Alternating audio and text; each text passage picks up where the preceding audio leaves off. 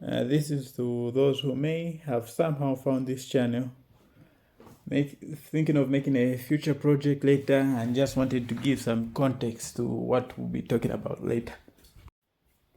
This project is more for the fun of it rather than detailed analysis. Now, with that out of the way, let's begin. The offering, giving, receiving, or soliciting of something of value to influence the actions of an official or person in charge of public or legal duty. 2. Embezzlement, the theft or misappropriation of funds or assets placed in one's trust. Extortion, the act of obtaining something, particularly money, through false threats or the abuse of authority.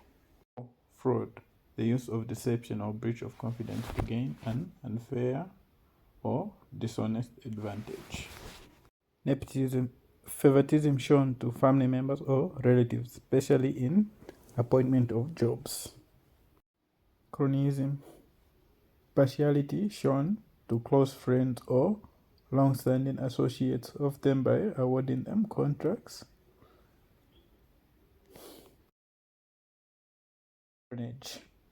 Patronage, the use of state resources by officials to reward individuals or groups in exchange for their electoral support or political loyalty. Favoritism, where an official distributes resources based on their kingship, tribe, caste, or religious sect, rather than public need. State capture, a situation where powerful private investors like oligarchs or corporations influence the formation of a state's laws, policies to their own advantage. Kleptocracy, a government where corrupt leaders use political power to expropriate the wealth of the people and land they govern, typically by embezzling or misappropriating government funds. Systematic corruption, corruption that is integral to the economy, social, and political system, occurring where corruption becomes the rule rather than the exception. Institutional corruption, strategic behavior or standard operating procedures within an institution that undermine its integrity and public trust, even if its specific laws are not broken.